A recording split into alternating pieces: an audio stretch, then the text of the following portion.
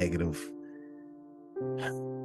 stuff I want to cuss a little bit, but the negative stuff that's going on in this world today, political, gender, man against man, woman against man against woman. You have to fit in a particular type of group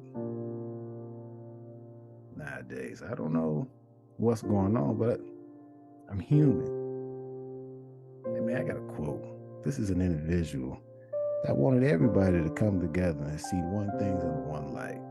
MLK. Well, I don't know what will happen now. We got some difficult days ahead, but it doesn't matter with me now because I've been to the mountaintop and I don't mind. Like any man, I would like to live a long life. Longevity has its place, but I'm not concerned about that now. I just want to do God's will. And he's allowed me to go up to the mountain. And I've looked over and I've seen the promised land.